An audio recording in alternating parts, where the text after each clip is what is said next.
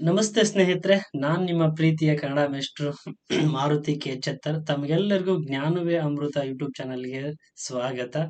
ಸ್ನೇಹಿತರೆ, ನಾವು ಕನ್ನಡ ವ್ಯಾಕರಣ, ಸಮಗ್ರ ಕನ್ನಡ ವ್ಯಾಕರಣಕ್ಕೆ ಸಂಬಂಧಪಟ್ಟಂತೆ ಅಧ್ಯಾಯವಾರು ಆ, ಸಂಚಿಕೆಗಳನ್ನ ನೋಡ್ತಾ ಹೋಗೋಣ. ಪ್ರಸ್ತುತ ಸಂಚಿಕೆಯಲ್ಲಿ ಈ ವಿಡಿಯೋದಲ್ಲಿ ನಾವೇನ್ ನೋಡೋಣ, ಅಧ್ಯಾಯ 1 ವರ್ಣಮಾಲೆಗಳನ್ನ ಚರ್ಚೆ ಮಾಡ್ತಾ ಹೋಗೋಣ. ಅಂದ್ರೆ ಇಲ್ಲಿ ವರ್ಣಮಾಲೆಗಳ ಸಮಗ್ರ ಅಧ್ಯಯನ, ಅದರ ವಿಧಗಳು, ಅರ್ಥ, ಸ್ವರೂಪ ಜೊತೆಗೆ ಈ ಒಂದು ವರ್ಣಮಾಲೆಗಳ ಕುರಿತಂತೆ ಬೇರೆ ಬೇರೆ ಸ್ಪರ್ಧಾತ್ಮಕ ಪರೀಕ್ಷೆಗಳಲ್ಲಿ ಯಾವ ಯಾವ ರೀತಿ ಪ್ರಶ್ನೆಗಳು ಬಂದಿದ್ದಾವೆ, ಮುಂದೆ ಬರಬಹುದು, MCQ ಪ್ರಶ್ನೆಗಳ ಸಹಿತ ಚರ್ಚೆ ಮಾಡ್ತಾ ಹೋಗೋಣಂತ. ಕನ್ನಡದ ವರ್ಣಮಾಲೆಗಳು ನಿಮ್ಗೆಲ್ಲ ತಿಳಿದಿರುವಂತೆ ಒಟ್ಟು ಕನ್ನಡದಲ್ಲಿ ವರ್ಣಮಾಲೆಗಳ ಸಂಖ್ಯೆ ಎಷ್ಟಿದಾವೆ? ಒಟ್ಟು ವರ್ಣಮಾಲೆಗಳ ಸಂಖ್ಯೆ 49. ಒಟ್ಟು ವರ್ಣಮಾಲೆಗಳ ಸಂಖ್ಯೆ 49 ಪ್ರಸ್ತುತ. ಆದ್ರೆ ಇದಕ್ಕಿಂತ ಮೊದಲು ನಾವು 52 ವರ್ಣಮಾಲೆಗಳನ್ನ ನೋಡ್ತಾ ಇದ್ದೆವು. ಅದರಲ್ಲಿ ನಾವು ಯಾವ್ದ್ಯಾವ್ದನ್ನ ತೆಗ್ದೆವು? ಸ್ವರವಾದಂತಹ ದೀರ್ಘ ಸ್ವರವಾದ ರು ಹಾಗೂ ಕ್ಷ ಜೊತೆಗೆ ಜ್ಞ ಎನ್ನುವಂತಹ ಅಕ್ಷರಗಳನ್ನ ನಾವೇನ್ ಮಾಡಿದ್ವಿ, ಹೊರತುಪಡಿಸಿ ಪ್ರಸ್ತುತ ವರ್ಣಮಾಲೆಗಳ ಸಂಖ್ಯೆ 49 ಕಾಣ್ತಾ ಇದ್ದೇವೆ.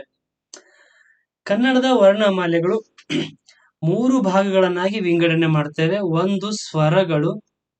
ಒಂದು ಸ್ವರಗಳು ಹಾಗೂ ಯೋಗವಾಹಗಳು, ಒಂದು ಅನುಸ್ವಾರ ಮತ್ತು ವಿಸರ್ಗ ನಿಮಗೆ ಗೊತ್ತಿರುವಂತೆ. ಹಾಗೆ ಇನ್ನೊಂದು ವ್ಯಂಜನಗಳು. ಇದನ್ನ ನಾವು 2 ಭಾಗ ಮಾಡ್ತೇವೆ, ಒಂದು ವರ್ಗೀಯ ಮತ್ತು ಇನ್ನೊಂದು ಅವರ್ಗೀಯ ವ್ಯಂಜನಗಳಂತೇಳಿ. ಒಟ್ಟು 49 ಕನ್ನಡದ ವರ್ಣಮಾಲೆಗಳನ್ನ ನಾವು ನೋಡ್ತೇವೆ. ಸ್ವರಗಳು, ಯೋಗವಾಹಗಳು ಹಾಗೂ ವ್ಯಂಜನಗಳು.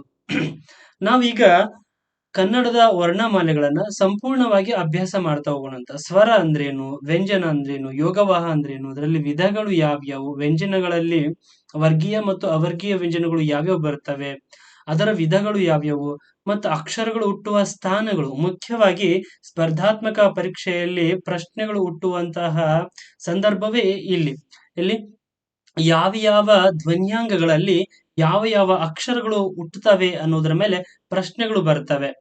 ಸ್ನೇಹಿತರೆ, ಈಗ ನಾವೇನ್ ಮಾಡ್ತಾ ಹೋಗೋಣ, ಕನ್ನಡದ ವರ್ಣಮಾಲೆಗಳನ್ನ ಒಂದೊಂದಾಗಿ ಭಾಗಗಳನ್ನಾಗಿ ವಿಂಗಡಿಸಿಕೊಂಡು ಅಭ್ಯಾಸ ಮಾಡ್ತಾ ಹೋಗೋಣ.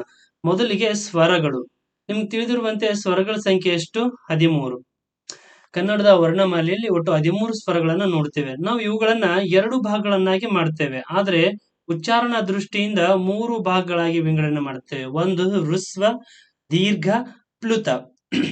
ಕನ್ನಡದ ವರ್ಣಮಾಲೆಯಲ್ಲಿ ಸ್ವರಗಳ ಸಂಖ್ಯೆ 13. ಅವುಗಳನ್ನ ನಾವು 2 ಭಾಗಗಳನ್ನಾಗಿ ಮಾಡ್ತೇವೆ, ಒಂದು ಹೃಸ್ವ ಸ್ವರ, ಇನ್ನೊಂದು ದೀರ್ಘ ಸ್ವರ. ಉಚ್ಚಾರಣಾ ದೃಷ್ಟಿಯಿಂದ ಇನ್ನೊಂದು ವಿಭಾಗ ಮಾಡ್ತೇವೆ, ಅದು ಪ್ಲುತ ಸ್ವರ. ಇಲ್ಲಿದಾವ್ ನೋಡಿ: ಅ, ಆ, ಇ, ಈ, ಉ, ಊ, ಋ, ಎ, ಐ, ಓ, ಔ.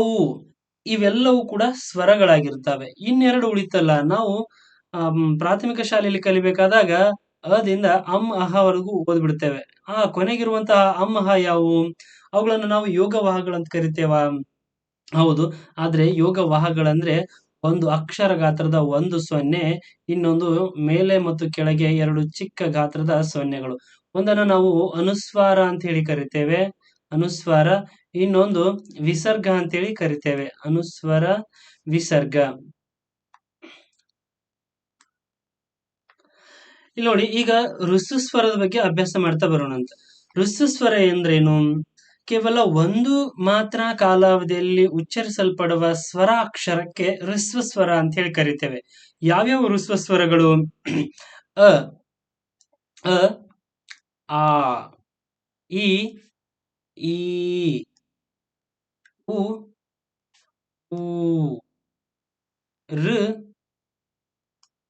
ಎ,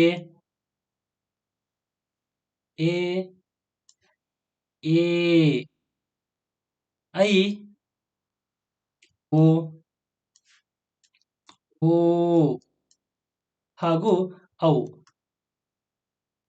ಇಲ್ಲಿ ನೋಡಿ, ನಾವು ಋಸ್ವ ಸ್ವರಗಳನ್ನ ಮತ್ತು ದೀರ್ಘ ಸ್ವರಗಳನ್ನ ವಿಭಾಗ ಮಾಡಿದೆವು. ಒಟ್ಟು ನಮಗೆ 6 ಋಸ್ವ ಸ್ವರಗಳು, 7 ದೀರ್ಘ ಸ್ವರಗಳು ಸಿಕ್ಕಿದ್ದಾವೆ. ಸ್ನೇಹಿತರೆ, ಹ್ರಸ್ವ ಅಂದ್ರೆ ಕೇವಲ ಒಂದು ಮಾತ್ರ ಕಾಲಾವಧಿಯಲ್ಲಿ ಉಚ್ಚರಿಸಲ್ಪಡುವಂತಹ ಅಕ್ಷರಗಳಾಗಿರ್ತವೆ. ದೀರ್ಘ ಸ್ವರ ಅಂದ್ರೆ ಎರಡು ಮಾತ್ರ ಕಾಲಾವಧಿಯಲ್ಲಿ ಉಚ್ಚರಿಸಲ್ಪಡುವಂತಹ ಅಕ್ಷರಗಳು ಅಥವಾ ಸ್ವರಗಳಾಗಿರ್ತವೆ. ಒಂದು ಮಾತ್ರ ಕಾಲಾವಧಿ ಅಂದ್ರೆ ಏನು? ಮಾತ್ರೆ ಅಂದ್ರೆ ಉಸಿರು ಎಂದರ್ಥ.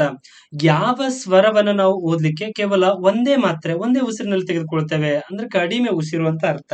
ಹ್ರಸ್ವ ನೋಡಿ, ಅ ಎನ್ನುವಾಗ ನಾನು ಏನ್ ಮಾಡಿದೆ, ಕೇವಲ ಸ್ವಲ್ಪ ಉಸಿರನ್ನ ತೆಗೆದುಕೊಂಡೆ, ಒಂದೇ ಮಾತ್ರೆಯನ್ನ ತೆಗೆದುಕೊಂಡೆ. ದೀರ್ಘ ಸ್ವರವನ್ನು ಉಚ್ಚಾರಣೆ ಮಾಡಬೇಕಾದಾಗ ಆ ನೋಡಿ, ಆ ನಾ ಅದನ್ನ ಎಳೆದು ಉಚ್ಚಾರ ಮಾಡಿದೆ. ಮೊದಲ ಇರುವಂತಹ ಸವರ್ಣ ಸ್ವರದಲ್ಲಿ ಬರುವ ಮೊದಲ ಅಕ್ಷರವನ್ನ ಎಳೆದು ಉಚ್ಚಾರ ಮಾಡಿದೆ. ಆ ಇ ಈ. ಸ್ನೇಹಿತರೆ, ಹ್ರಸ್ವ ಅಂದ್ರೆ ಕೇವಲ ಒಂದು ಮಾತ್ರ ಕಾಲಾವಧಿಯಲ್ಲಿ ಉಚ್ಚರಿಸಲ್ಪಡುವಂತಹ ಸ್ವರಾಕ್ಷರ. ದೀರ್ಘ ಅಂದ್ರೆ ಎರಡು ಮಾತ್ರ ಕಾಲಾವಧಿಯಲ್ಲಿ ಉಚ್ಚರಿಸಲ್ಪಡುವಂತಹ ಸ್ವರಾಕ್ಷರವಾಗಿರುತ್ತದೆ. ಅರ್ಥ ಆಯ್ತಲ್ಲ? ಅರ್ಥ ಆಯ್ತು ಅಂತ ಹೇಳಿ ಭಾವಿಸ್ಕೊಳ್ತೇನೆ. ಮುಂದೆ ಹೋಗೋಣ. ಇನ್ನೊಂದು ಪ್ಲುತ ಸ್ವರ. ಪ್ಲುತ ಸ್ವರದ ಸಂಕೇತ ಯಾವಾಗಲೂ ಆಂಗ್ಲ ಭಾಷೆಯ ಸ್ಮಾಲ್ ಎಸ್ ಆಕಾರದ ಇರ್ತದೆ. ಈ ರೀತಿಯಾಗಿ ನಾವು ಗುರುತಿಸ್ತೇವೆ. ಇಲ್ಲೊಂದಿಷ್ಟು ಅಕ್ಷರಗಳನ್ನ ನಾನು ಬರಿತೇನೆ. ಬಾ, ಓ. ಇಲ್ಲಿ ನೋಡಿ, ಈ ರೀತಿ ಇದ್ದಾಗ ನಾವು ಇವುಗಳನ್ನ ಯಾವ ರೀತಿ ಉಚ್ಚಾರಣೆ ಮಾಡ್ತೇವೆ? ಬಾ, ಓ. ಅರ್ಥಾತ್ ಪ್ಲುತಸ್ವರ ಅಂದ್ರೆ ಎರಡಕ್ಕಿಂತ ಹೆಚ್ಚು ಮಾತ್ರ ಕಾಲಾವಧಿಯಲ್ಲಿ ಉಚ್ಚರಿಸಲ್ಪಡುವಂತಹ ಸ್ವರಾಕ್ಷರಗಳು ಅಥವಾ ಅಕ್ಷರಗಳಾಗಿರ್ತವೆ. ಉದಾಹರಣೆಗೆ, ಪ್ಲುತಸ್ವರಗಳನ್ನ ಯಾವ್ಯಾವ ಸಂದರ್ಭದಲ್ಲಿ ಬಳಸ್ತೇವೆ? ಅತಿಯಾಗಿ ಭಾವನೆಗೊಳಗಾದಾಗ, ಭಾವಾಂಶಕ್ಕೆ ಒಳಗಾದಾಗ ಇಂತಹ ಸ್ವರಗಳನ್ನ ಬಳಸ್ತಾ ಇರ್ತೇವೆ. ದುಃಖದ ಸನ್ನಿವೇಶ, ಸಂತೋಷದ ಸನ್ನಿವೇಶ, ಆಶ್ಚರ್ಯಕರ ಸನ್ನಿವೇಶಗಳಲ್ಲಿ. ದಾರಿಯಲ್ಲಿ ನೀವು ಹೋಗ್ತಾ ಇರ್ಬೇಕಾದಾಗ ಸಡನ್ ಆಗಿ ಏನೋ ಒಂದು ವಸ್ತುವನ್ನು ಅಥವಾ ಯಾವುದೋ ಒಂದು ಜೀವಿಯನ್ನು ಅಥವಾ ಹಾವನ್ನು ನೋಡ್ತೀರಿ. ಹಾವು ನೋಡಿದಾಗ ನಿಮ್ಗೆ ಖುಷಿ ಆಗ್ತದ? ನೀವು ಚಿಟ್ಟನೆ ಚೀರ್ತೀರಿ, ಅಮ್ಮ ಅಂತ ಹೇಳ್ತೀರಿ. ಅಮ್ಮ ನೋಡಿ, ಅಲ್ಲಿ ಮಾ ಎನ್ನುವ ಅಕ್ಷರವನ್ನ ಎಳೆದು ಉಚ್ಚಾರಣೆ ಮಾಡ್ತೀರಿ. ಅಲ್ಲಿ ಕೇವಲ ಅಮ್ಮ ಅಂತ ಹೇಳಂಗಿಲ್ಲ, ಅಮ್ಮ, ಅಯ್ಯೋ ಅಂದ್ರೆ ನೀವು ಉಚ್ಚಾರ ಮಾಡುವಂತಹ ಕೊನೆಯ ಸ್ವರವನ್ನ ದೀರ್ಘವಾಗಿ ಹೇಳ್ತೀರಿ. ಅದನ್ನೇ ನಾವು ಪ್ಲುತಸ್ವರ ಅಂತ ಹೇಳಿ ಕರಿತೇವೆ. ಪ್ಲುತಸ್ವರ ಅಂದ್ರೆ ಎರಡಕ್ಕಿಂತ ಹೆಚ್ಚು ಮಾತ್ರ ಕಾಲಾವಧಿಯಲ್ಲಿ ಬಳಸಲ್ಪಡುವಂತಹ ಸ್ವರಾಕ್ಷರ ಅಥವಾ ಅಕ್ಷರ. ಅದನ್ನು ನಾವು ಪ್ಲುತಸ್ವರ ಅಂತ ಹೇಳಿ ಕರಿತೇವೆ. ಪ್ಲುತಸ್ವರವನ್ನ ಆಂಗ್ಲ ಭಾಷೆಯ ಸ್ಮಾಲ್ ಎಸ್ ಆಕಾರದಲ್ಲಿ ಗುರುತಿಸ್ತೇವೆ. ದೀರ್ಘ ಸ್ವರ ಅಂದ್ರೆ ಎರಡು ಮಾತ್ರ ಕಾಲಾವಧಿಯಲ್ಲಿ ಉಚ್ಚರಿಸಲ್ಪಡುವಂತಹ ಅಕ್ಷರ. ಹ್ರಸ್ವ ಅಂದ್ರೆ ಕೇವಲ ಒಂದು ಮಾತ್ರ ಕಾಲಾವಧಿಯಲ್ಲಿ ಉಚ್ಚರಿಸಲ್ಪಡುವಂತಹ ಸ್ವರ ಅಕ್ಷರ ಆಗಿದೆ. ಸ್ನೇಹಿತರೆ, ಇಲ್ಲಿ ಇನ್ನೊಂದು ಉಳಿತು ನೋಡಿ. ಯಾವುದು? ಐ ಮತ್ತು ಔ. ಇವುಗಳನ್ನ ನಾನು ಸಂಧ್ಯಾಕ್ಷರಗಳು ಅಂತ ಹೇಳಿ ಒಂದು ಭಾಗ ಮಾಡ್ತೇನೆ. ಸಂಧ್ಯಾಕ್ಷರಗಳು ಅಂದ್ರೆ ಏನು? ಯಾವ ಅಕ್ಷರಗಳನ್ನ ನಾವು ಸಂಧಿಸಿ ಉಚ್ಚಾರಣೆ ಮಾಡ್ತೇವಲ್ಲ, ಸಂಧ್ಯಾಕ್ಷರ ಅಂತ ಹೇಳಿ ಕರಿತೇವೆ. ಸಂಧಿಸಿ ಉಚ್ಚಾರಣೆ ಮಾಡುವುದಂದ್ರೆ ಏನು ಸರ್? ಇಲ್ಲಿ ನೋಡಿ, ಎರಡು ಸ್ವರಾಕ್ಷರಗಳನ್ನ ಸಂಧಿಸಿ ಉಚ್ಚಾರ ಆಗುವಂತಹ ಸ್ವರ ಇದಾಗಿರ್ತದೆ. ಐ. ಅ ಮತ್ತು ಈ ಎನ್ನುವ ಸ್ವರವನ್ನ ಸೇರಿಸಿ ನಾನು ಉಚ್ಚಾರಣೆ ಮಾಡಿದಾಗ ನನ್ಗೇನ್ ಸಿಗ್ತದ? ಐ. ನೀವು ಉಚ್ಚಾರಣೆ ಮಾಡಬೇಕಾದಾಗ ಗಮನಿಸಬೇಕು. ಅ ಮತ್ತು ಈ ಅನ್ನ ನೀವು ಸಂಧಿಸಿ ಉಚ್ಚಾರ ಮಾಡ್ತೀರಿ. ಸಂಧಿಸುವುದಂದ್ರೆ ಕೂಡಿಸುವುದು. ಇ, ಅ, ಇ. ಅಲ್ಲಿ ನೀವು ಸ್ಮಾಲ್ ಅಥವಾ ಚಿಕ್ಕದಾದ್ರೂ ಅಥವಾ ದೊಡ್ಡ ಸ್ವರ ಯಾವ್ದಾದ್ರೂ ಒಂದನ್ನ ಸೇರಿಸ್ಕೊಳ್ಬೇಕು ನೀವಲ್ಲಿ. ಅ ಜೊತೆಗೆ ಇ, ಐ, ಐ. ಅ ಮತ್ತು ಇ ಎನ್ನುವ ಎರಡು ಸ್ವರಗಳನ್ನ ಸಂಧಿಸಿ ಉಚ್ಚಾರಣೆ ಮಾಡೋದ್ರಿಂದ ಸಂಧ್ಯಾಕ್ಷರ ಅಂತ ಹೇಳಿ ಕರೀತೇವೆ. ಯಾವುದಕ್ಕೆ? ಐ ಮತ್ತು ಔ. ಅ ಮತ್ತು ಉ ಎನ್ನುವ ಸ್ವರಗಳನ್ನ ಸೇರಿಸಿದಾಗ ನಮಗ್ ನೋಡಿ ಅಲ್ಲಿ ಔ ಎನ್ನುವ ಸಂಧ್ಯಾಕ್ಷರ ಸಿಗ್ತದೆ. ಔ ಅಂತ ಹೇಳಿ ಕರಿತೇವೆ ಇದನ್ನ. ಅಷ್ಟು ನೋಡಿ, ಕನ್ನಡ ವರ್ಣಮಾಲೆಗಳು ಎಷ್ಟು ಮಜಾ ಅಲ್ಲ. ಐ ಎನ್ನುವಾಗ ಅ ಮತ್ತು ಇ ಎನ್ನುವ ಸ್ವರಗಳನ್ನ ಸಂಧಿಸಿ ಉಚ್ಚಾರಣೆ ಮಾಡ್ತೇವೆ. ಔ ಎನ್ನುವಾಗ ಅ ಮತ್ತು ಉ ಎನ್ನುವ ಸ್ವರಾಕ್ಷರಗಳನ್ನ ಸಂಧಿಸಿ ಉಚ್ಚಾರಣೆ ಮಾಡ್ತೇವೆ. ಆದ್ದರಿಂದ ಇವುಗಳನ್ನ ನಾವು ಸಂಧ್ಯಾಕ್ಷರಗಳು ಅಂತ ಹೇಳಿ ಕರಿತೇವೆ. ಇನ್ನು ಎರಡು ಉಳಿತು ನೋಡಿ ಇಲ್ಲಿ, ಯೋಗವಾಹಗಳು. ಯೋಗವಾಹಗಳಂದ್ರೇನು? ಯೋಗ ಅಂದ್ರೆ ಶಬ್ದಶಃ ಅರ್ಥ ಸಂಬಂಧ ಅಂತ ಅರ್ಥ. ಯೋಗ ಅಂದ್ರೆ ಸಂಬಂಧ, ಯೋಗ ಎಂದ್ರೆ ಸಂಬಂಧ. ಹಾಗೆಯೇ ವಾಹ ಅಂದ್ರೆ ಜೊತೆಗೂಡಿ ಸಾಗುವಂಥದ್ದು, ಹೊಂದಿಕೊಂಡು ಹೋಗುವಂಥದ್ದು. ಯಾವ ಅಕ್ಷರ ಸ್ವತಂತ್ರವಾಗಿ ಉಚ್ಚಾರ ಮಾಡ್ಲಿಕ್ಕೆ ಆಗದೆ ಇನ್ನೊಂದು ಅಕ್ಷರದ ಸಹಾಯ ಹೊಂದಿ ಉಚ್ಚಾರ ಮಾಡ್ಲಿಕ್ಕೆ ಸಾಧ್ಯವಾಗ್ತದಲ್ಲ, ಅಂತವುಗಳನ್ನ ಯೋಗವಾಹಗಳು ಅಂತೇಳಿ ಕರಿತೇವೆ. ಅಂದ್ರೆ ಇನ್ನೊಂದು ಅಕ್ಷರದ ಸಂಬಂಧದೊಂದಿಗೆ ಉಚ್ಚಾರಣೆ ಮಾಡುವಂತಹ, ಇನ್ನೊಂದು ಅಕ್ಷರದ ಸಂಬಂಧ ಹೊಂದಿ ಉಚ್ಚರಿಸಲ್ಪಡುವಂತಹ ಅಕ್ಷರಗಳಿಗೆ ಯೋಗವಾಹಗಳು ಅಂತ ಹೇಳಿ ಕರಿತೇವೆ. ನೋಡಿ, ಈ ಅಮ್ಮ ಮತ್ತು ವಿಸರ್ಗ ಮತ್ತು ಅನುಸ್ವಾರಗಳನ್ನ ನಾವು ಸ್ವತಂತ್ರವಾಗಿ ಉಚ್ಚಾರಣೆ ಮಾಡ್ಲಿಕ್ಕೆ ಆಗಂಗಿಲ್ಲ. ಇವುಗಳನ್ನು ಸ್ವತಂತ್ರವಾಗಿ ಉಚ್ಚಾರಣೆ ಮಾಡ್ಲಿಕ್ಕೆ ಆಗ್ತದ ನೋಡಿ. ಇಲ್ಲಿ ಒಂದು ಅಕ್ಷರ ಗಾತ್ರದ ಒಂದು ಸೊನ್ನೆ ಇದೆ, ಇಲ್ಲಿ ಎರಡು ಸಣ್ಣ ಗಾತ್ರದ ಮೇಲೆ ಮತ್ತು ಕೆಳಗೊಂದು ಎರಡು ಸಣ್ಣ ಸೊನ್ನೆಗಳಿದ್ದಾವೆ. ಇವುಗಳನ್ನ ನಾವು ಯಾವ ರೀತಿಯಾಗಿ ಉಚ್ಚಾರಣೆ ಮಾಡ್ಲಿಕ್ಕೆ ಸಾಧ್ಯವಾಗ್ತದೆ? ಸಾಧ್ಯವೇ ಆಗುವುದಿಲ್ಲ. ಆದ್ರಿಂದ ಇವುಗಳನ್ನ ನಾವು ಇನ್ನೊಂದು ಅಕ್ಷರದ ಸಹಾಯದೊಂದಿಗೆ ಉಚ್ಚಾರಣೆ ಮಾಡಬಹುದು. ಇಲ್ಲಿ ಎನ್ನುವ ಒಂದು ಅಕ್ಷರ ತೆಗೆದುಕೊಳ್ಳೋಣ, ಒಂದು ಅನುಸ್ವಾರ ಹಾಕೋಣ, ಅಂ. ಅದೇ ರೀತಿಯಾಗಿ ಗ ಎನ್ನುವ ಒಂದು ಅಕ್ಷರ ತೆಗೆದುಕೊಂಡು ಅದಕ್ಕೆ ಒಂದು ಅನುಸ್ವಾರ ಸೇರಿಸೋಣ, ಗಂ. ಅದೇ ರೀತಿಯಾಗಿ ಎನ್ನುವ ಅಕ್ಷರಕ್ಕೆ ಒಂದು ವಿಸರ್ಗ ಕೊಡೋಣ, ಅಹ. ಅದೇ ಚ ಎನ್ನುವ ಒಂದು ಅಕ್ಷರಕ್ಕೆ ಒಂದು ವಿಸರ್ಗ ಸೇರಿಸಿದಾಗ ಚಹ ಆಯ್ತು ನೋಡಿ. ಯೋಗವಾಹ ಅಂದ್ರೆ, ಯೋಗ ಅಂದ್ರೆ ಸಂಬಂಧ, ಕೂಡುವುದು, ಇನ್ನೊಂದು ಅಕ್ಷರದ ಸಂಬಂಧದೊಂದಿಗೆ ಉಚ್ಚಾರಣೆ ಮಾಡುವ, ಇನ್ನೊಂದು ಅಕ್ಷರದೊಂದಿಗೆ ಕೂಡಿಕೊಂಡು ಮುಂದೆ ಹೋಗುವ, ಸಂಬಂಧ ಹೊಂದಿಕೊಂಡು ಉಚ್ಚಾರಣೆಯಾಗುವ ಅಕ್ಷರಗಳಿಗೆ ಯೋಗ ವಾಹಗಳು ಅಂತ ಹೇಳಿ ಕರಿತೇವೆ. ಸಂಧ್ಯಾಕ್ಷರಗಳ ಸಂಖ್ಯೆ ಎಷ್ಟು? 2. ಯಾವ್ಯಾವು? ಐ ಮತ್ತು ಅವು, ಐ ಮತ್ತು ಅವು. ಹಾಗೂ ಋಸಸ್ವರಗಳ ಸಂಖ್ಯೆ 6, ಒಟ್ಟು ಸ್ವರಗಳು 13, ಋಸ್ವ 6, ದೀರ್ಘ ಸ್ವರಗಳು 7. ಪ್ಲುತಸ್ವರ ಅಂದ್ರೆ ದೀರ್ಘ ಸ್ವರವನ್ನ ಎಳೆದು ಉಚ್ಚಾರಣೆ ಮಾಡ್ತೇವೆ, ಅಥವಾ 2ಕ್ಕಿಂತ ಹೆಚ್ಚು ಮಾತ್ರ ಕಾಲಾವಧಿಯಲ್ಲಿ ಉಚ್ಚರಿಸಲ್ಪಡುವಂತಹ ಸ್ವರಾಕ್ಷರ. ದೀರ್ಘ ಸ್ವರ ಅಂದ್ರೆ ಕೇವಲ 2 ಮಾತ್ರೆಯಲ್ಲಿ ಉಚ್ಚಾರಣೆ ಮಾಡ್ತೇವೆ. ಋಸ್ವ ಅಂದ್ರೆ 1 ಮಾತ್ರ ಕಾಲಾವಧಿಯಲ್ಲಿ ಉಚ್ಚಾರಣೆ ಮಾಡ್ತೇವೆ. ಸಂಧ್ಯಾಕ್ಷರಗಳ ಸಂಖ್ಯೆ 2, ಐ ಮತ್ತು ಔ, 2 ಅಕ್ಷರಗಳನ್ನ ಸಂಧಿಸಿ ಉಚ್ಚಾರಣೆ ಮಾಡ್ತೇವೆ. ಯೋಗವಾಹಗಳ ಸಂಖ್ಯೆ 2. ಯಾವ್ಯಾವು? ಒಂದು ಅನುಸ್ವಾರ, ಒಂದು ವಿಸರ್ಗ.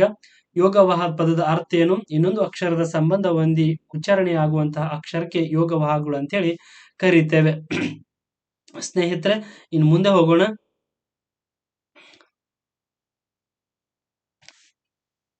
ನೆಕ್ಸ್ಟ್ ವ್ಯಂಜನಗಳು. ವ್ಯಂಜನಗಳ ಸಂಖ್ಯೆ ಎಷ್ಟು? ನಿಮ್ಗೆ ತಿಳಿದಿರುವಂತೆ, ಹೌದು, ವೆರಿ ಗುಡ್. ವ್ಯಂಜನಗಳ ಸಂಖ್ಯೆ ಒಟ್ಟು 34. ಒಟ್ಟು ವ್ಯಂಜನಗಳ ಸಂಖ್ಯೆ ಎಷ್ಟು? 34. ಇದನ್ನು ನಾವು 2 ಭಾಗಗಳಾಗಿ ವಿಂಗಡಿಸ್ತೇವೆ. ಒಂದು ವರ್ಗೀಯ ವ್ಯಂಜನ, ಇನ್ನೊಂದು ಅವರ್ಗೀಯ ವ್ಯಂಜನ. ವರ್ಗೀಯ ಮತ್ತು ಅವರ್ಗೀಯ ವ್ಯಂಜನ ಅಂತ ಹೇಳಿ 2 ಭಾಗಗಳನ್ನಾಗಿ ವಿಂಗಡಣೆ ಮಾಡ್ತೇವೆ. ಯಾಕೆ ಇವುಗಳನ್ನ ವರ್ಗೀಯ ಮತ್ತು ಅವರ್ಗೀಯ ಅಂತ ಹೇಳಿ ವಿಂಗಡಣೆ ಮಾಡ್ಬೇಕಾಯ್ತು? ಯೋಗ ಹೆಂಗು ವ್ಯಂಜನಗಳ ಸಂಖ್ಯೆ ಒಟ್ಟು 34 ಇತ್ತಲ್ಲ ಸರ್, ಅದರಲ್ಲೇ ಸೇರಿಸ್ಕೊಂಡು ಹೇಳ್ಬೋದಿತ್ತಲ್ಲ. ವರ್ಗ ಮತ್ತು ಅವರ್ಗ ಮಾಡುವ ಉದ್ದೇಶ ಏನಿತ್ತು? ಇವುಗಳನ್ನ ವರ್ಗೀಯ ವ್ಯಂಜನಗಳಂತ ಹೇಳಿ ಕರಿತೇವೆ. ಯಾಕಂದ್ರೆ ಇಲ್ಲಿ ನೋಡಿ, ಮೊದಲನೇ ಅಕ್ಷರ ಕ ಇದೆ, ಇದನ್ನ ಕ ವರ್ಗ, ಚ ಇದೆ ಚ ವರ್ಗ, ಟ ವರ್ಗ, ತ ವರ್ಗ, ಪ ವರ್ಗ. ಮೊದಲ ಅಕ್ಷರಗಳಿಗೆ ಅನುಗುಣವಾಗಿ ವರ್ಗಗಳನ್ನ ಮಾಡ್ತೇವೆ. ಯಾಕೆ ಅಂತ ಹೇಳಿದ್ರೆ, ಪ್ರತಿಯೊಂದು ವರ್ಗದಲ್ಲಿ ನಮ್ಗೆ ಏನ್ ಸಿಗ್ತದೆ? 2 ಅಲ್ಪ ಪ್ರಾಣ, 2 ಮಹಾಪ್ರಾಣ, ಜೊತೆಗೆ ಒಂದು ಅನುನಾಸಿಕ ಅಕ್ಷರ ಸಿಗ್ತದೆ. ಪ್ರತಿಯೊಂದು ವರ್ಗದಲ್ಲಿ, ಪ್ರತಿ ವರ್ಗದಲ್ಲಿ 5 ಅಕ್ಷರ, 2 ಅಲ್ಪ ಪ್ರಾಣ, 2 ಮಹಾಪ್ರಾಣ, 1 ಅನುನಾಸಿಕ ಇರ್ತದೆ. ಆದ್ರೆ ನಾವು ಇಲ್ಲಿ ಹಂಗ್ ಕಾಣ್ಲಿಕ್ಕೆ ಸಾಧ್ಯವಾಗಂಗಿಲ್ಲ. ಯರಲವ ಶ ಸ ಹಳ ಈ ಸಂಪೂರ್ಣ ಅಕ್ಷರಗಳನ್ನ ನಾವು ಭಾಗ ಮಾಡಿದಾಗ ನಮ್ಗೆ ಇದನ್ನು ಒಂದು ವರ್ಗ ಅಂತ ಕನ್ಸಿಡರ್ ಮಾಡ್ಬೇಕಾಗಿತ್ತು. ಅಂದ್ರೆ ಇಲ್ಲಿ ನಮ್ಗೆ 2 ಅಲ್ಪ ಪ್ರಾಣ, 2 ಮಹಾಪ್ರಾಣ ಅಥವಾ ಒಂದು ಅನುನಾಸಿಕ ಸಿಗುವುದಿಲ್ಲ. ಇನ್ನೊಂದು ಮುಖ್ಯ ಕಾರಣ ಏನು ಅಂತಂದ್ರೆ ಅಕ್ಷರ ಹುಟ್ಟುವ ಸ್ಥಾನಗಳು. ಈಗ ಮುಂದೆ ಬರ್ತದೆ, ಅದನ್ನ ಡಿಸ್ಕಸ್ ಮಾಡೋಣ.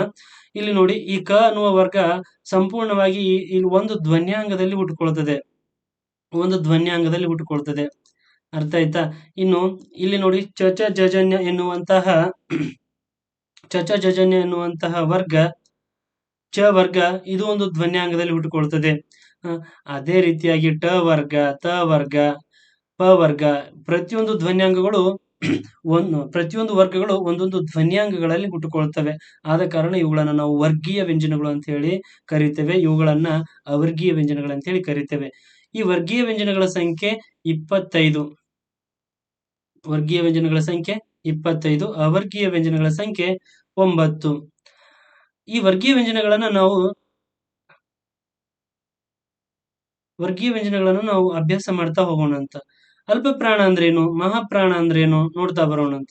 ನೋಡಿ, ಇಲ್ಲಿ ಅಲ್ಪ ಪ್ರಾಣ ಅಂದ್ರೆ, ಅಲ್ಪ ಅಂದ್ರೆ ಪದಶಃ ಅರ್ಥ ಸ್ವಲ್ಪ ಎಂದರ್ಥ. ಅಲ್ಪ ಪ್ರಾಣ ಅಂದ್ರೇನು? ಅಲ್ಪ ಅಂದ್ರೇನು? ಸ್ವಲ್ಪ ಎಂದರ್ಥ. ಪ್ರಾಣ ಅಂದ್ರೆ ಉಸಿರು ಅಥವಾ ಶಕ್ತಿ ಎಂದರ್ಥ. ಪ್ರಾಣ ಅಂದ್ರೆ ಉಸಿರು ಅಥವಾ ಶಕ್ತಿ ಎಂದರ್ಥ. ಅಂದ್ರೆ ಕಡಿಮೆ ಶಕ್ತಿಯನ್ನ ಬಳಕೆ ಮಾಡಿಕೊಂಡು ಉಚ್ಚಾರಣೆಯಾಗುವಂತಹ ಅಕ್ಷರಗಳು ಇವಾಗಿರ್ತವೆ. ಕಡಿಮೆ ಶಕ್ತಿ ಅಂದ್ರೆ ಹೇಗೆ ಸರ್? ಯಾವ ತರ ಹೇಳ್ತೀರಿ? ಈಗ ಕ ಎನ್ನುವ ಅಕ್ಷರಕ್ಕೆ ನಾನು ಏನ್ ಮಾಡ್ತೇನೆ, ಕಡಿಮೆ ಶಕ್ತಿಯನ್ನ ಬಳಕೆ ಮಾಡಿಕೊಳ್ತೇನೆ. ಕ ಮುಗೀತು. ಆದ್ರೆ ಈ ಅಕ್ಷರವನ್ನು ಉಚ್ಚಾರಣೆ ಮಾಡ್ಬೇಕಾದಾಗ ಖ ಖ ಅಂತ ಹೇಳಿ ಉಚ್ಚಾರಣೆ ಮಾಡ್ತೇನೆ. ಇಲ್ಲಿ ನೋಡಿ ಗ ಎನ್ಬೇಕಾದಾಗ ಗ, ಈ ಅಕ್ಷರವನ್ನು ಉಚ್ಚಾರಣೆ ಮಾಡ್ಬೇಕಾದಾಗ ಘ. ಅರ್ಥ ಆಯ್ತಲ್ಲ.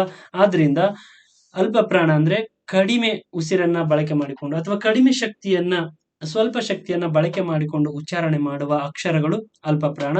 ಹೆಚ್ಚು ಶಕ್ತಿಯನ್ನ ಬಳಕೆ ಮಾಡಿಕೊಂಡು, ಮಹಾ ಅಂದ್ರೆ ಜಾಸ್ತಿ ಅಥವಾ ಹೆಚ್ಚು, ಮಹಾ ಅಂದ್ರೆ ಜಾಸ್ತಿ ಅಥವಾ ಹೆಚ್ಚು, ಹೆಚ್ಚು ಶಕ್ತಿಯನ್ನ ಬಳಕೆ ಮಾಡಿಕೊಂಡು ಉಚ್ಚಾರಣೆ ಮಾಡುವಂತಹ ಅಕ್ಷರಗಳಿಗೆ ನಾವು ಮಹಾಪ್ರಾಣ ಅಕ್ಷರಗಳು ಅಂತ ಹೇಳಿ ಕರೀತೇವೆ. ಇನ್ನೊಂದು ಇದೆ ನೋಡಿ ಇಲ್ಲಿ, ಅನುನಾಸಿಕ.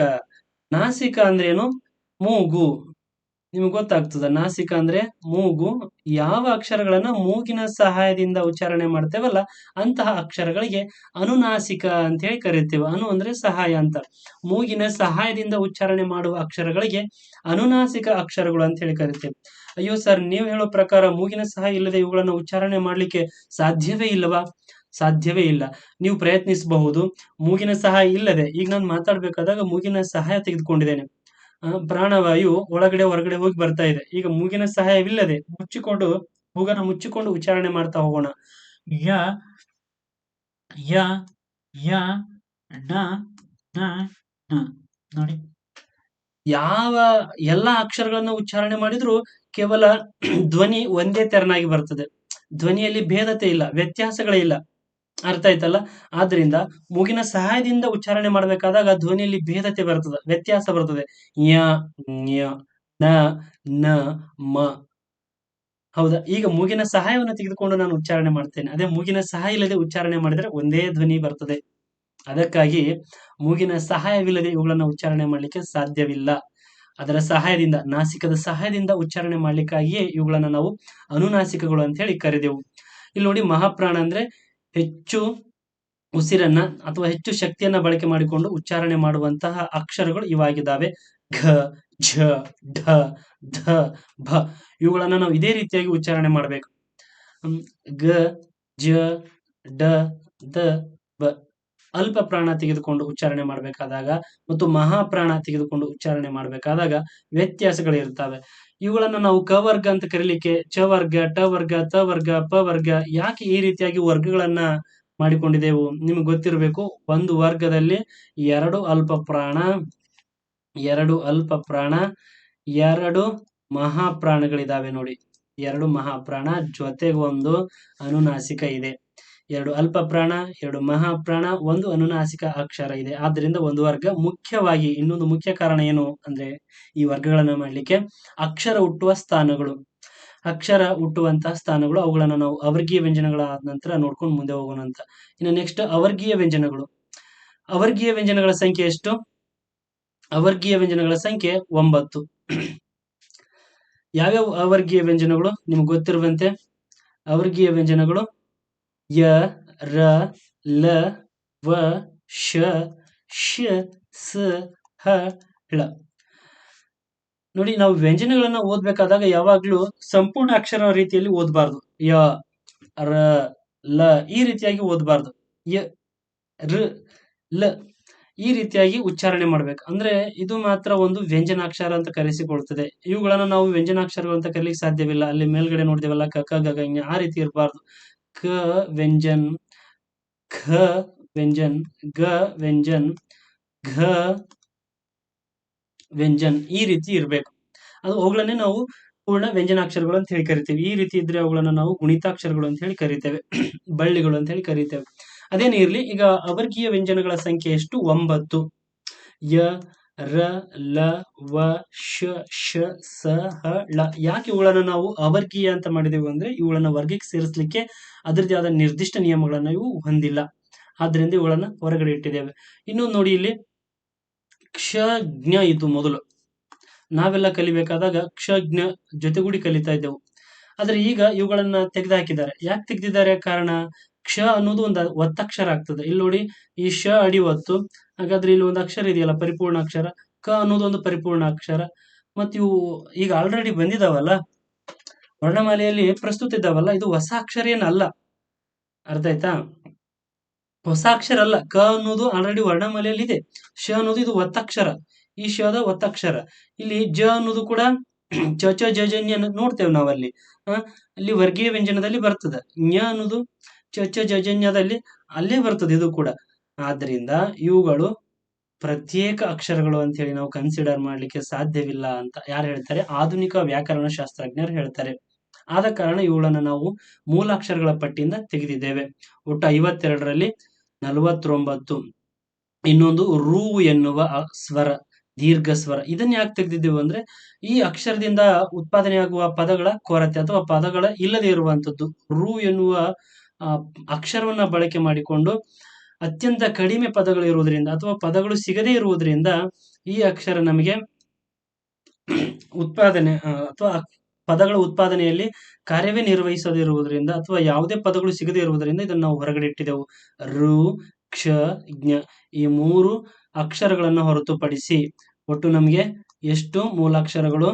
ಪ್ರಸ್ತುತ 49 ಮೂಲಾಕ್ಷರಗಳನ್ನ ನಾವು ಕಾಣ್ತೇವೆ. ಈಗ ಯಾವ ಯಾವ ಅಕ್ಷರಗಳು ಎಲ್ಲಿ ಹುಟ್ಟುತ್ತವೆ ಅನ್ನೋದನ್ನ ನಾವು ನೋಡ್ತಾ ಬರೋಣ ಅಂತ. ಇವುಗಳನ್ನ ನಾವು ಧ್ವನ್ಯಾಂಗಗಳು ಅಂತ ಹೇಳಿ ಕರಿತೇವೆ. ಯಾವುಗಳನ್ನ? ಅಕ್ಷರ ಹುಟ್ಟುವ ಸ್ಥಾನಗಳನ್ನ ಧ್ವನ್ಯಾಂಗಗಳು ಅಂತ ಹೇಳಿ ಕರಿತೇವೆ.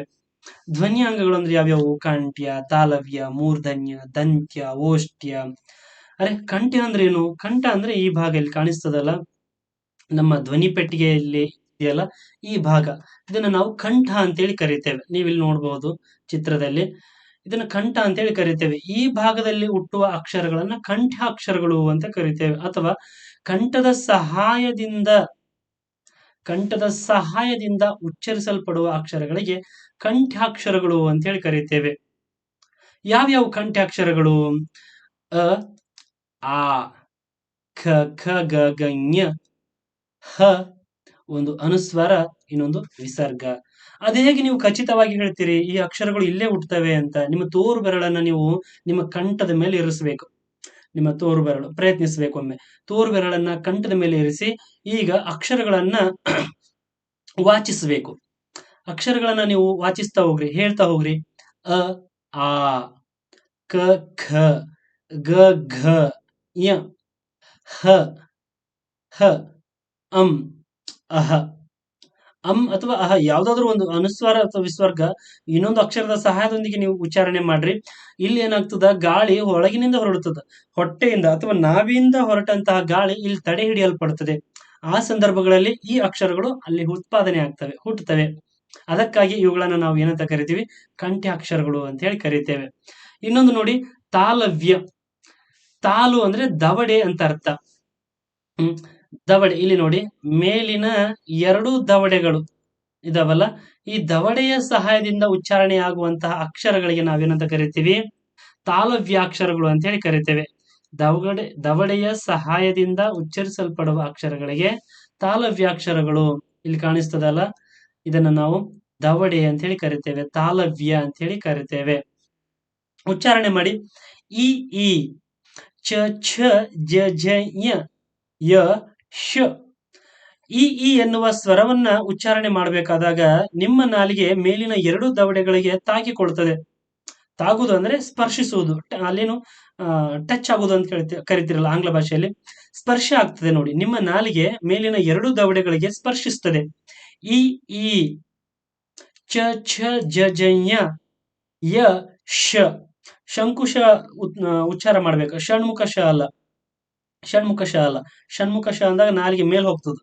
ಶಂಕುಶ ಅಂದಾಗ ನಿಮ್ಮ ನಾಲಿಗೆ ಮೇಲಿನ 2 ದವಡೆಗಳಿಗೆ ಸ್ಪರ್ಶಿಸ್ತದೆ, ತಾಗಿಕೊಳ್ತದೆ.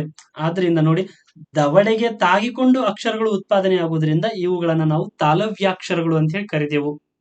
ಎಷ್ಟು ಮಜಾ ಅಲ್ಲ? ಕನ್ನಡದಲ್ಲಿ ಕಂಠದಲ್ಲಿ ಹುಟ್ಟುವ ಅಕ್ಷರಗಳೇ ಬೇರೆ, ತಾಲವ್ಯದಲ್ಲಿ ಹುಟ್ಟುವ ಅಕ್ಷರಗಳೇ ಬೇರೆ. ಇಲ್ಲಿ ನೋಡಿ, ಕ ವರ್ಗ ಸಂಪೂರ್ಣವಾಗಿ ಕಂಠದಲ್ಲಿ ಹುಟ್ಟುತ್ತದೆ. ಚ ವರ್ಗ ಸಂಪೂರ್ಣವಾಗಿ ತಾಲವ್ಯ ದವಡೆಯಲ್ಲಿ ಹುಟ್ಟುತ್ತವೆ. ಆದ್ರಿಂದ ಇವುಗಳನ್ನ ನಾವೇನ್ ಮಾಡಿದ್ವಿ? ಕ ವರ್ಗ, ಚ ವರ್ಗ. ಇನ್ನೊಂದು ಟ ವರ್ಗ ಬಂತು ನೋಡಿ. ಮೂರ್ಧನ್ಯ.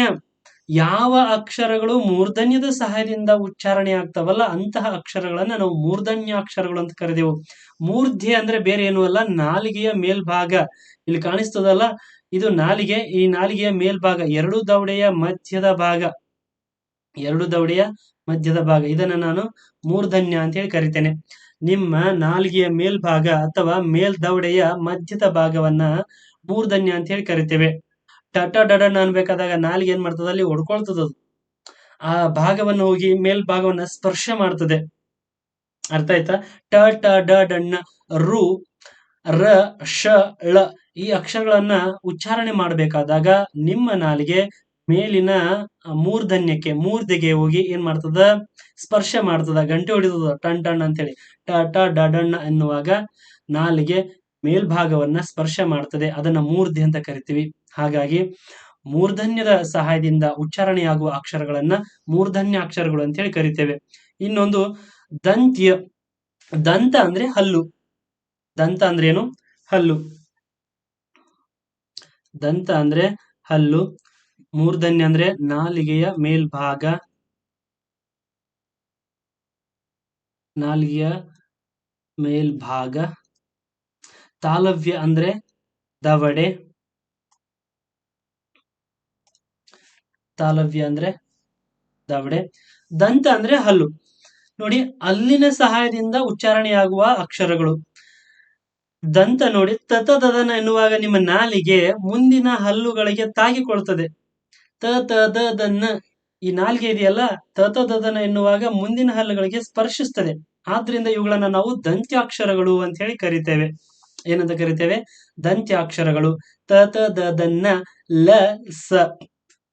ಲ ಸ ಸ ಎನ್ಬೇಕಾದಾಗ ನಾಲಿಗೆ ಮುಂದಿನ ಕೆಳಗಿನ ದಂತಕ್ಕೆ ಏನಾಗ್ತದ, ಸ್ಪರ್ಶಿಸ್ತದೆ. ಮುಂದುಗಡೆ ಇರುವ ದಂತ ಅಥವಾ ಹಲ್ಲು, ಅದರಲ್ಲೂ ಕೆಳಭಾಗದ ಹಲ್ಲುಗಳಿಗೆ ಸ್ಪರ್ಶಿಸ್ತದೆ. ಯಾವ ಅಕ್ಷರವನ್ನ ಉಚ್ಚಾರಣೆ ಮಾಡಬೇಕಾದ್ರೆ? ಸ ಎನ್ನುವ ಅಕ್ಷರವನ್ನ ಉಚ್ಚಾರಣೆ ಮಾಡಬೇಕಾದ್ರೆ. ಇನ್ನೊಂದು ಓಷ್ಟ್ಯ. ಓಷ್ಟ್ಯ ಅಂದ್ರೆ ತುಟಿ. ಓಷ್ಟ್ಯ ಅಂದ್ರೆ ತುಟಿ. ತುಟಿಯ ಸಹಾಯದಿಂದ ಉಚ್ಚರಿಸಲ್ಪಡುವ ಅಕ್ಷರಗಳನ್ನ ಓಷ್ಟ್ಯ ಅಕ್ಷರಗಳು ಅಂತ ಹೇಳಿ ಕರಿತೇವೆ. ಯಾವ್ಯಾವು? ಉ ಉ ನೋಡಿ, ಉ ಉ ಎನ್ನುವ ಸ್ವರವನ್ನ ಉಚ್ಚಾರಣೆ ಮಾಡಬೇಕಾದಾಗ ನಿಮ್ಮ ತುಟಿ ಏನಾಗ್ತದ, ಮುಂದ್ಗಡೆಗೆ ಬರ್ತದ. ಉ ಉ ಅಂತ ಹೇಳ್ತದ. ಓಷ್ಟ್ಯ ಏನಾಗ್ತದ, ಮುಂದೆ ಬರ್ತದ. ಅದೇ ರೀತಿಯಾಗಿ ನೋಡಿ, ಪ ಫ ಬ ಬ ಮ. ಪ ಪ ಭ ಬಮ್ಮ ಎನ್ನುವಾಗ ನಿಮ್ಮ ಎರಡು ತುಟಿಗಳು ಒಂದಕ್ಕೊಂದು ಬಡಿದುಕೊಳ್ತವೆ. ಪ ಪ ಬ ಬಮ್ಮ. ಓಷ್ಟ್ಯಗಳೆರಡು ಒಂದಕ್ಕೊಂದು ಸ್ಪರ್ಶಿಸಿಕೊಳ್ತವೆ.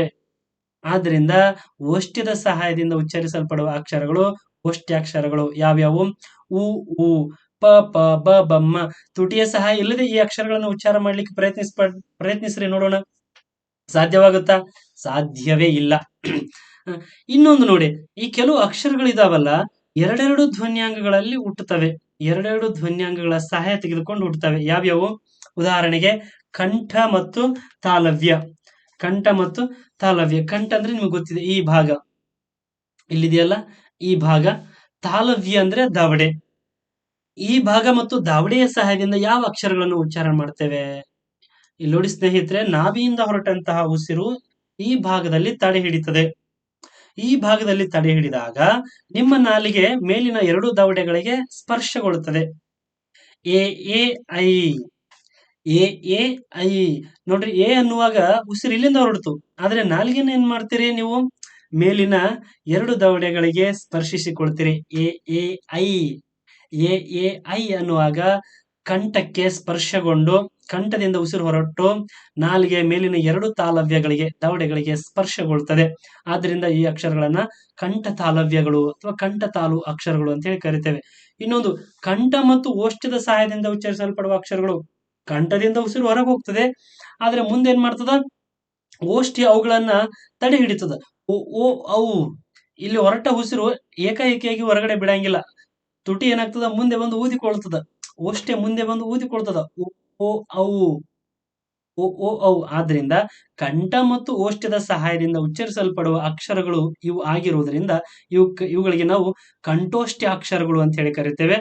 ಇನ್ನು ಎ ಎ ಐ ಇವುಗಳನ್ನ ಕಂಠ ತಾಲವ್ಯ ಅಕ್ಷರಗಳು ಅಂತ ಹೇಳಿ ಕರಿತೇವೆ. ಇನ್ನೊಂದು ದಂತೋಷ್ಟ್ಯ. ದಂತ ಮತ್ತು ಓಷ್ಟ್ಯದ ಸಹಾಯದಿಂದ ಉಚ್ಚರಿಸಲ್ಪಡುವ ಅಕ್ಷರ ಇದಾಗಿರುತ್ತದೆ. ಯಾವುದು? ವ. ದಂತ ಅಂದ್ರೆ ಹಲ್ಲು, ಓಷ್ಟ್ಯ ಅಂದ್ರೆ ತುಟಿ. ವ ಅನ್ನುವಾಗ ನೋಡಿ, ವ ಎನ್ನುವಾಗ ತುಟಿ ಮುಂದುಗಡೆ ಬರ್ತದೆ, ನಾಲಿಗೆ ಕೆಳಗಿನ ದಂತಕ್ಕೆ ದಂತ ಸಾಲುಗಳಿಗೆ ತಾಗಿಕೊಳ್ತದೆ. ದಂತ ಪಂಕ್ತಿ ಅಥವಾ ಹಲ್ಲಿನ ಸಾಲುಗಳು, ಆ ಕೆಳಗಡೆ ಇರುವ ಹಲ್ಲಿದೆಯಲ್ಲ, ಹಲ್ಲುಗಳು, ಅವುಗಳಿಗೆ ನಾಲಿಗೆ ಮುಂದೆ ಬಂದು ನಿಂತುಕೊಳ್ಳುತ್ತದೆ. ಆವಾಗ ತುಟಿ ಮುಂದೆ ಹೋಗ್ತದೆ, ವ ಅಂತೀವಿ. ವ ವ ವ ಅರ್ಥ ಆಯ್ತಲ್ಲ. ದಂತ ಮತ್ತು ಓಷ್ಟ್ಯದ ಸಹಾಯದಿಂದ ಉಚ್ಚರಿಸಲ್ಪಡುವ ಏಕೈಕ ಅಕ್ಷರ ಇದಾಗಿರೋದ್ರಿಂದ ಇದನ್ನ ನಾವು ದಂತೋಷ್ಟ್ಯ ಅಂತ ಹೇಳಿ ಕರಿತೇವೆ. ಪರೀಕ್ಷೆಯಲ್ಲಿ ಕೇಳಿದಾನೆ ಇದನ್ನ, ಯಾವ ಅಕ್ಷರವನ್ನ ದಂತೋಷ್ಟ್ಯ ಅಕ್ಷರ ಅಂತ ಹೇಳಿ ಗುರುತಿಸ್ತೇವೆ. ಸ್ಪರ್ಧಾತ್ಮಕ ಪರೀಕ್ಷೆಯಲ್ಲಿ ಅತಿ ಹೆಚ್ಚು ಬಾರಿ ಪ್ರಶ್ನೆ ರೈಸ್ ಆಗುವಂಥದ್ದು, ಹುಟ್ಟಿಕೊಳ್ಳುವಂಥದ್ದು ಈ ಭಾಗದಿಂದ, ಧ್ವನ್ಯಾಂಗಗಳಲ್ಲಿ ಯಾವ ಯಾವ ಅಕ್ಷರಗಳು ಎಲ್ಲಿ ಹುಟ್ಟುತ್ತವೆ ಅದನ್ನ ನಾವು ಚೆನ್ನಾಗಿ ಗಮನದಲ್ಲಿ ಇಟ್ಕೊಂಡಿರ್ಬೇಕು. ಕೊನೆಯದಾಗಿ ಒಂದು ಉಳಿತು ನೋಡಿ, ಕಂಠ ಮತ್ತು ನಾಸಿಕ.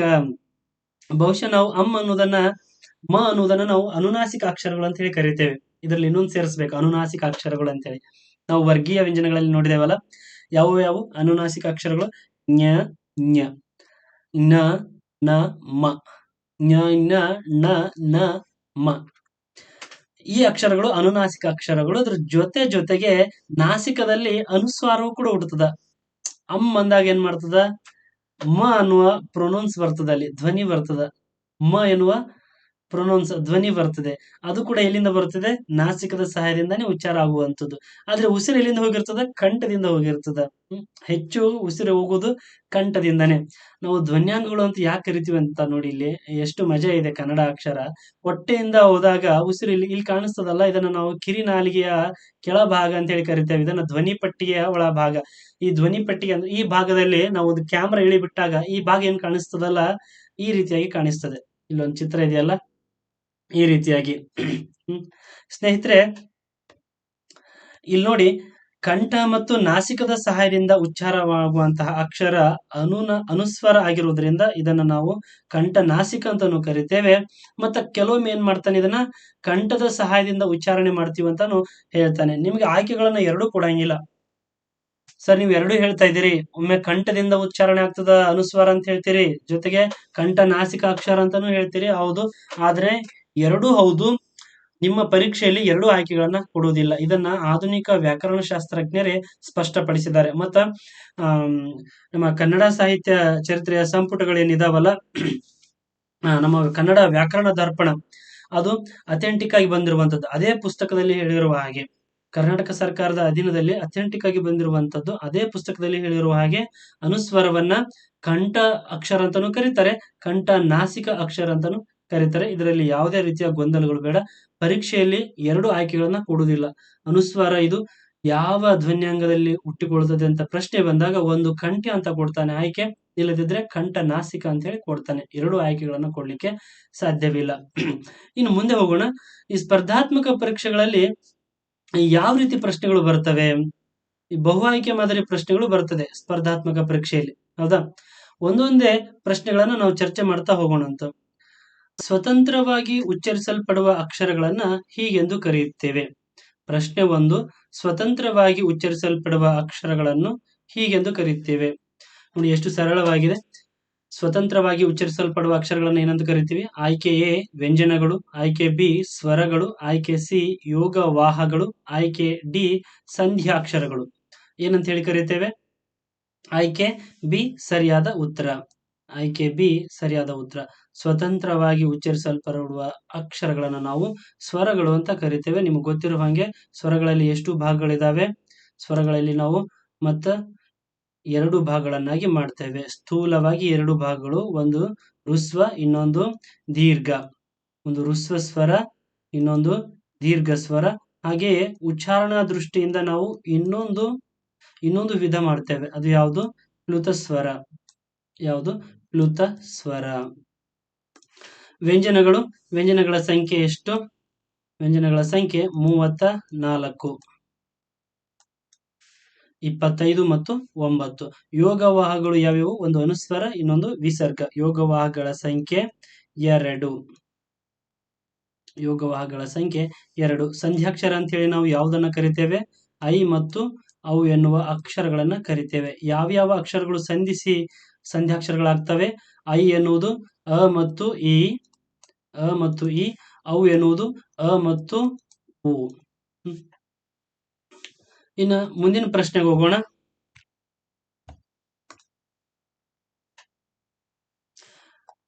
ಪ್ರಶ್ನೆ ಸಂಖ್ಯೆ 2. ಈ ಕೆಳಗಿನವುಗಳಲ್ಲಿ ಯಾವುದು ಪ್ಲುತ ಸ್ವರಕ್ಕೆ ಉದಾಹರಣೆಯಾಗಿದೆ? ಇಲ್ಲಿ ಆಯ್ಕೆಗಳನ್ನ ಕೊಟ್ಟಿದ್ದಾನೆ. ಆಯ್ಕೆ ಎ ಬಾ, ಆಯ್ಕೆ ಬಿ ಹೇ, ಆಯ್ಕೆ ಸಿ ಓ, ಆಯ್ಕೆ ಡಿ ಛೇ. ಯಾವ್ದಾಗ್ತದೆ ಹಾಗಾದ್ರೆ? ಇಲ್ಲಿ 4 ಆಯ್ಕೆಗಳನ್ನ ಕೊಟ್ಟಿದ್ದಾನೆ. ಬಾ, ಹೇ, ಓ, ಛೇ.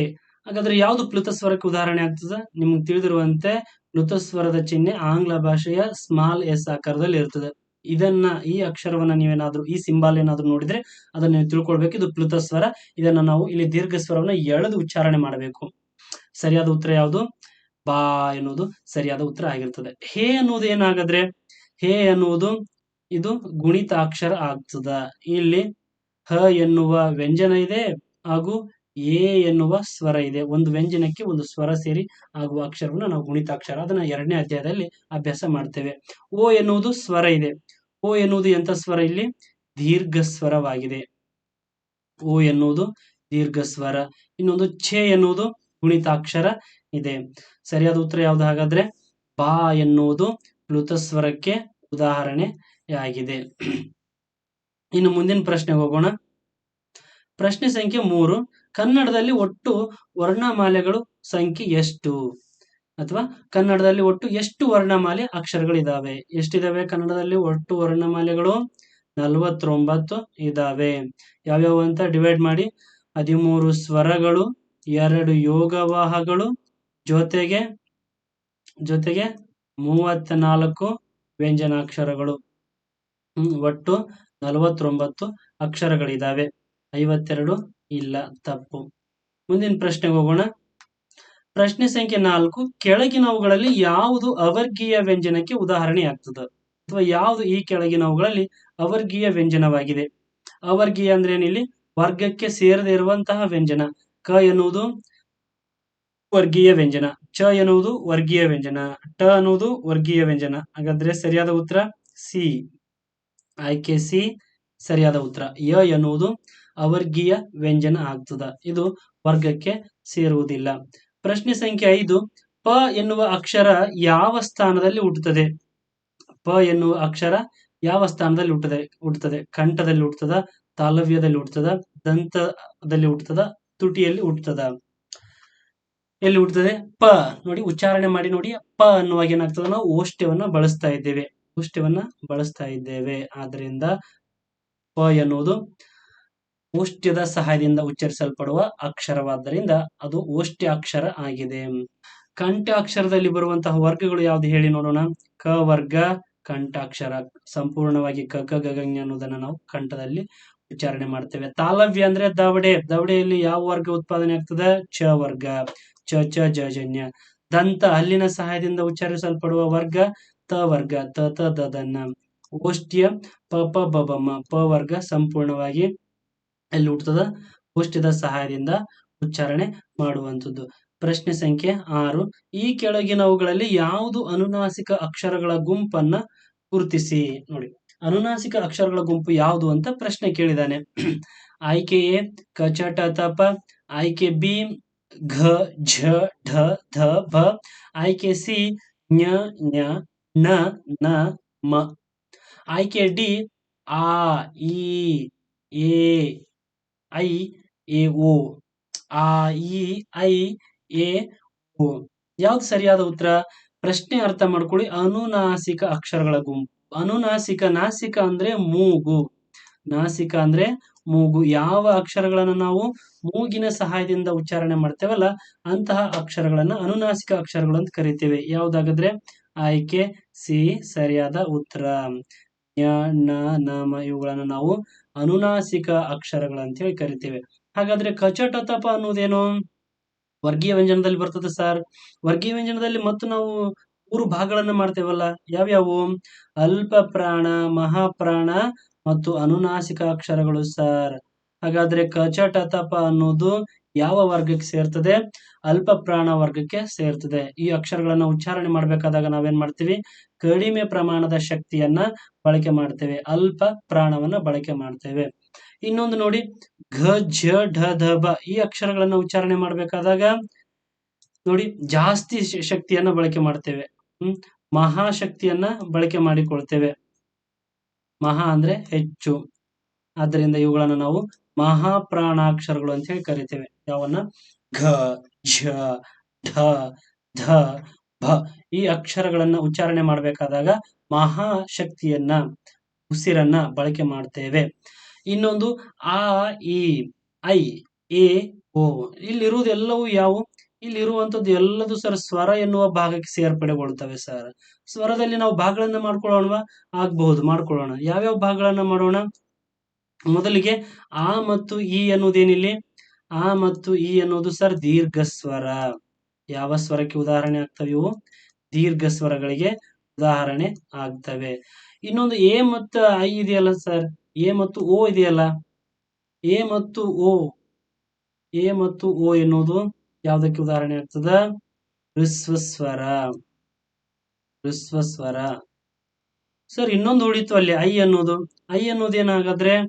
ಐ ಅನ್ನೋದು ಸಂಧ್ಯಾಕ್ಷರ. ಐ ಅನ್ನೋದೇನು? ಸಂಧ್ಯಾಕ್ಷರ ಆಗ್ತದ. ಐ ಅನ್ನೋದು ಸಂಧ್ಯಾಕ್ಷರ. ಸರ್ ಮತ್ತೆ ಅದನ್ನು ದೀರ್ಘ ಸ್ವರ ಅಂತ ಕರಿಬಹುದಾ? ಧಾರಾಳವಾಗಿ ಕರಿಬಹುದು. ಅದು ದೀರ್ಘ ಸ್ವರನು ಹೌದು, ಸಂಧ್ಯಾಕ್ಷರನು ಹೌದು. ಸಂಧ್ಯಾಕ್ಷರ ಅಂತ ಯಾಕೆ ಕರಿತೀವಿ? ಎರಡು ಸ್ವರಗಳನ್ನ ಸಂಧಿಸಿ ಆ ಅಕ್ಷರ ಉಚ್ಚಾರಣೆ ಆಗ್ತದ. ಆ ಈ, ಅ ಮತ್ತು ಈ, ಐ ಎರಡು ಸ್ವರಗಳನ್ನ ಸಂಧಿಸಿ ಉಚ್ಚಾರಣೆ ಮಾಡೋದ್ರಿಂದ ಅದು ಸಂಧ್ಯಾಕ್ಷರ ಅನಿಸ್ಕೊಳ್ತದ. ಇನ್ನೊಂದು ಈ ಪ್ರಶ್ನೆ 7, ದಂತ್ಯದ ಸಹಾಯದಿಂದ ಹುಟ್ಟುವ ಅಕ್ಷರಗಳ ಗುಂಪು ಇದಾಗಿದೆ. ನೋಡಿ ಪ್ರಶ್ನೆ ಅರ್ಥ ಮಾಡ್ಕೊಳ್ಳಿ. ಈ ಕೆಳಗಡೆ ಇರುವಂತಹ ಯಾವ ಗುಂಪನ್ನ, ಯಾವ ಅಕ್ಷರಗಳ ಗುಂಪು ದಂತ್ಯದಲ್ಲಿ ಹುಟ್ಟುತ್ತವೆ ಅಥವಾ ದಂತ್ಯದ ಸಹಾಯದಿಂದ ಉಚ್ಚಾರಣೆಗೊಳ್ಳುತ್ತವೆ? ಆಯ್ಕೆ ಎ ಕ ಖ ಗ ಜ್ಞ, ಆಯ್ಕೆ ಬಿ ಚ ಛ ಜ ಝ, ಆಯ್ಕೆ ಸಿ ಟ ಠ ಡ ಢ, ಆಯ್ಕೆ ಡಿ ತ ಥ ದ ದ. ಯಾವ್ದು ಸರಿಯಾದ ಉತ್ತರ? ದಂತ್ಯ ಅಂದ್ರೆ ಏನಪ್ಪಾ? ಹಲ್ಲು. ದಂತ್ಯ ಅಂದ್ರೆ ಹಲ್ಲು ಸರ್. ಹಲ್ಲಿನಿಂದ ಉಚ್ಚಾರಣೆ ಮಾಡಿ. ಕ ಗ ಗ ಜ್ಞ ಇಲ್ಲ, ಚ ಛ ಜ ಝ ಇಲ್ಲ, ಟ ಠ ಡ ಢ ಇಲ್ಲ, ತ ಥ ದ ದ. ಹೌದು ಸರ್. ತ ಥ ದ ದ ಎನ್ನುವಾಗ ನಮ್ಮ ನಾಲಿಗೆ ಏನ್ ಮಾಡ್ತದ? ಮುಂದಿನ ದಂತ ಪಂಕ್ತಿಗಳಿಗೆ ಸ್ಪರ್ಶಗೊಳ್ತದೆ. ಹಲ್ಲಿನ ಸಾಲು, ಪಂಕ್ತಿ ಅಂದ್ರೆ ಸಾಲು, ದಂತದ ಸಾಲುಗಳಿಗೆ ತಾಗಿಕೊಳ್ತದೆ. ತ ಥ ದ ದ ಇವುಗಳನ್ನ ದಂತ್ಯಾಕ್ಷರಗಳು ಅಂತ ಹೇಳಿ ಕರಿತೇವೆ. ಏನಂತ ಕರಿತೀವಿ? ದಂತ್ಯಾಕ್ಷರಗಳು. ಟಟ ಡಡಣ್ಣ ಮೂರ್ಧನ್ಯಾಕ್ಷರಗಳು. ಟಟ ಡಡಣ್ಣ ಮೂರ್ಧನ್ಯ. ಇನ್ನು ಚ ಛ ಜ ಝ ತಾಲವ್ಯ, ದವಡೆಯ ಸಹಾಯದಿಂದ ಉಚ್ಚಾರಣೆಗೊಳ್ತಾವ ನೋಡಿ, ತಾಲವ್ಯ. ಕ ಖ ಗ ಘ ಜ್ಞ ಕಂಠದ ಸಹಾಯದಿಂದ ಉಚ್ಚಾರಣೆಗೊಳ್ತಾವ ನೋಡಿ. ಪರೀಕ್ಷಾ ದೃಷ್ಟಿಯಿಂದ ಇದು ತುಂಬಾ ಪ್ರಮುಖವಾಗಿರುವಂತದ್ದು. ಕಂಠದ ಸಹಾಯದಿಂದ ಉಚ್ಚಾರಣೆಗೊಳ್ಳುವ ಅಕ್ಷರ ವರ್ಗ ಕ ವರ್ಗ. ಇನ್ನೊಂದು ಪ್ರಶ್ನೆ, ಯಾವುದು ಕಂಠ ತಾಲು ಅಕ್ಷರಗಳಿಗೆ ಉದಾಹರಣೆ ಆಗ್ತದ? ಕಂಠ ಮತ್ತು ತಾಲು. ತಾಲು ಅಂದ್ರೇನಿಲ್ಲಿ? ತಾಲು ಅಂದ್ರೇನು? ದವಡೆ. ಎ ಐ ಅನ್ಬೇಕಾದಾಗ ಏನಾಗ್ತದ ನೋಡಿ? ಕಂಠದಿಂದ ಉತ್ಪಾದನೆ ಆಗ್ತದ, ಕಂಠದಿಂದ ಉತ್ಪಾದನೆ ಆಗ್ತದ ಮತ್ತು ತಾಲವ್ಯದಿಂದಲೂ ಕೂಡ ಉತ್ಪಾದನೆ ಆಗ್ತದ. ಕಂಠದಿಂದ ಹೊರಟ ಉಸಿರು ತಾಲವ್ಯದಲ್ಲಿ ನಿಲ್ಲಿಸ್ತದ. ಎ ಐ ಅಂತ ಹೇಳ್ತದ. ನಾವು ಕೊಳಲನ್ನ ಬಾರಿಸ್ಬೇಕಾದಾಗ ಒಂದೊಂದು ರಂಧ್ರಗಳನ್ನ ನಾವು ಮುಚ್ತೇವೆ, ತೆಗಿತೇವೆ. ಅರ್ಥ ಆಯ್ತಲ್ಲ? ಅಂದ್ರೆ ಯಾವ ಒಂದೊಂದು ರಂಧ್ರಗಳಿಗೆ ಒಂದೊಂದು ಧ್ವನಿ ಬರ್ತದೆ ಅಂತ, ಒಂದೊಂದು ಸ್ವರ ಹೊರಡುತ್ತದೆ ಅಂತ ಅರ್ಥ. ಇಲ್ಲಿಯೂ ಕೂಡ ಹಾಗೆ ಇದೊಂದು ರೀತಿ ಕೊಳಲಿದ್ದ ಹಾಗೆ ನಮ್ಮ ಧ್ವನಿ ಪೆಟ್ಟಿಗೆ. ಒಂದೊಂದು ಧ್ವನ್ಯಾಂಗಗಳನ್ನ ನಾವು ಬಳಕೆ ಮಾಡಿಕೊಂಡು ಒಂದೊಂದು ಅಕ್ಷರಗಳನ್ನ ಉಚ್ಚಾರಣೆ ಮಾಡ್ತೇವೆ. ಕಂಠ ತಾಲವ್ಯ ಅನ್ನೋದಕ್ಕೆ ಉದಾಹರಣೆ ಎ ಐ. ಯಾವ್ದಿದು? ಕಂಠ ತಾಲು, ಕಂಠ ತಾಲು. ಇನ್ನೊಂದಿದೆ ನೋಡಿ, ಓ ಅವು. ಕಂಠ ಸರ್ ಕಂಠದಿಂದ ಹೋಗ್ತದ, ಮತ್ತ ನಾವು ತುಟಿಯನ್ನ ಬಳಕೆ ಮಾಡ್ತೀವಿ ಸರ್. ತುಟಿಯನ್ನ ಬಳಕೆ ಮಾಡ್ತೀವಿ. ತುಟಿಗೆ ಏನಂತೀವಿ? ಓಷ್ಟ್ಯ ಅಂತೀವಿ ಸರ್. ಕಂಠ ಮತ್ತು ಓಷ್ಟ್ಯದ ಸಹಾಯದಿಂದ ಉಚ್ಚಾರಣೆಗೊಳ್ತದ. ಕಂಠೋಷ್ಟ್ಯ, ಕಂಠೋಷ್ಟ್ಯ. ಇನ್ನೊಂದು ದಂತ ವ ನೋಡಿ, ದಂತ ವ ಅಂತೀವಿ, ದಂತೋಷ್ಟ್ಯ. ದಂತ ಮತ್ತು ಓಷ್ಟ್ಯದ ಸಹಾಯದಿಂದ ಉಚ್ಚಾರಣೆಗೊಳ್ತದ, ದಂತೋಷ್ಟ್ಯ. ಅನುಸ್ವಾರ ಕಂಠ ಮತ್ತು ನಾಸಿಕದ ಸಹಾಯದಿಂದ ಉಚ್ಚಾರಣೆಗೊಳ್ತದ. ಇದನ್ನ ನಾವು ಕಂಠನಾಸಿಕ ಅಂತ ಹೇಳಿ ಕರಿತೇವೆ. ಜೊತೆಗೆ ಕಂಠಾಕ್ಷರ ಅಂತಾನೂ ಕರಿತೇವೆ, ಕಂಠ್ಯಾಕ್ಷರ. ಅರ್ಥ ಆಯ್ತಾ ಸ್ನೇಹಿತರೆ? ಇದಿಷ್ಟು ಸ್ಪರ್ಧಾತ್ಮಕ ಪರೀಕ್ಷೆಗಳಲ್ಲಿ ಹಿಂದೆ ಕೇಳಿರುವಂತಹ ಪ್ರಶ್ನೆಗಳಾಗಿದ್ದಾವೆ. ಮುಂದೆ ಈ ರೀತಿ ಪ್ರಶ್ನೆಗಳು ಬರಬಹುದು. ಆದ್ದರಿಂದ ಇಂದಿನ ಈ ಒಂದು ವಿಡಿಯೋದಲ್ಲಿ ನಾವೇನ್ ನೋಡಿದ್ವಿ? ಸಂಪೂರ್ಣವಾಗಿ ಅಧ್ಯಾಯ 1 ವರ್ಣಮಾಲೆಗಳು, ಅವುಗಳಲ್ಲಿ ಮುಖ್ಯವಾಗಿ ಧ್ವನ್ಯಾಂಗಗಳ ಕುರಿತಂತೆ ಚರ್ಚೆ ಮಾಡಿದೆವು. ಅದೇ ಮುಖ್ಯವಾಗಿರುತ್ತದೆ. ಧ್ವನ್ಯಾಂಗಗಳು ಅಂತ ಬಂದಾಗ ಯಾವ ಯಾವ ಅಂಗಗಳಲ್ಲಿ ಯಾವ ಯಾವ ಅಕ್ಷರಗಳು ಹುಟ್ಟುತ್ತವೆ ಅನ್ನೋದನ್ನು ನಾವು ಸಂಪೂರ್ಣವಾಗಿ ತಿಳ್ಕೊಂಡಿರ್ಬೇಕಾಗಿರುತ್ತದೆ. ಅರ್ಥ ಆಯ್ತಲ್ಲ ಸ್ನೇಹಿತರೆ? ಚಾನಲ್ಗೆ ಮೊದಲನೇದಾಗಿ ಭೇಟಿ ಆಗೋರು ಏನ್ ಮಾಡ್ರಿ, ಸಬ್ಸ್ಕ್ರೈಬ್ ಮಾಡ್ರಿ ತಪ್ಪದೆ. ಮತ್ತು ನಾವು ಈ ಸಂಚಿಕೆಯಲ್ಲಿ ಸಂಪೂರ್ಣವಾಗಿ ಸಮಗ್ರ ಕನ್ನಡ ವ್ಯಾಕರಣವನ್ನ ಚರ್ಚೆ ಮಾಡ್ತೇವೆ. ಅಧ್ಯಾಯವಾರು ವರ್ಣಮಾಲೆಗಳಾದ ನಂತರ ಮುಂದಿನ ಅಧ್ಯಾಯ 2 ಸಂಯುಕ್ತಾಕ್ಷರಗಳು ಮತ್ತು ಗುಣಿತಾಕ್ಷರಗಳು. ಭೇಟಿಯಾಗೋಣ. ಧನ್ಯವಾದಗಳು.